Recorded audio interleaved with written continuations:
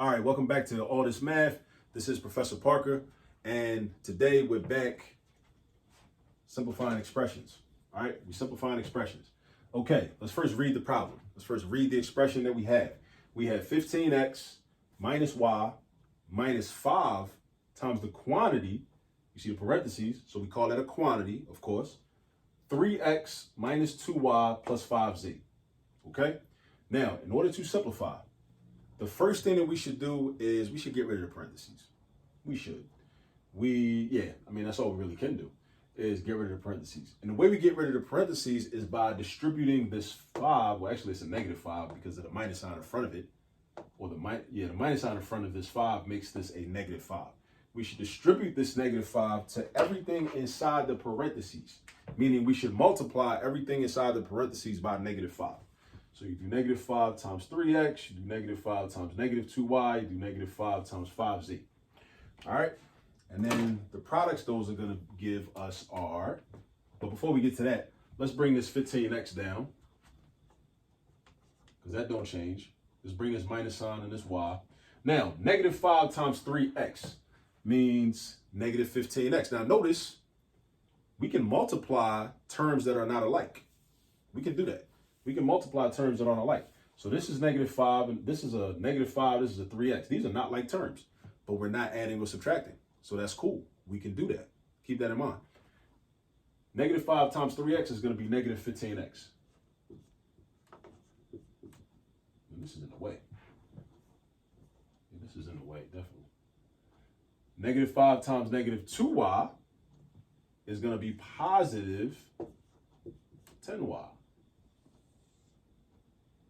Because the negative times a negative yields us a positive, right? And we got to know our multiplication facts. We got to know that 5 times 2 is 10. Hopefully you don't need to take a calculator out to do 5 times 2. Hopefully you have that memorized. And then negative 5 times positive 5z is going to be negative 25z. So now the parentheses are gone. Now it's time for the fun part, which is, in my opinion, the fun part, which is just finding your like terms. So I see a 15x, and then I'm scanning the problem to find other x terms. There we go. So these two are like terms. And then I got a negative y, and I'm looking for another like, I got a 10y. So negative y, and then positive 10y, these are alike. And this negative 25z is left over. It doesn't have a like term, but that's fine. It's just there. It's just in the mix. It doesn't match up with anything. That's fine. It's just there. It's still part of the problem, but it's not going to match up with another z term because there is not another z term. So now what we're going to do is we're going to combine 15x and negative 15x. And lo and behold, since these are exact opposites, this is positive and this is negative, they cancel out and become 0. Because that's basically 15 minus 15. And 15 minus 15 is 0. All right? It's like if you had $15 and then you spend $15. Now you have no money. All right? So the x's are gone too. Now also, don't leave the x's. If you have 15x and you take away 15x, you have 0. You don't have 0x. You don't have 1x. You have 0. Even the x's are gone. Because think about it. This coefficient 15 tells you that you have 15 x's. If you subtract 15 x's from 15 x's, now how many x's do you have? You have 0 x's. So you shouldn't be writing x on your paper. I've seen people do that throughout my career. Write an x on their paper. It's a minor detail. So I'm going to be explicit and let you know not to do that so you don't have to make that mistake since you're watching this video. All right? Now, negative y plus 10y. That negative y is really negative 1y. So what's negative 1 plus 10?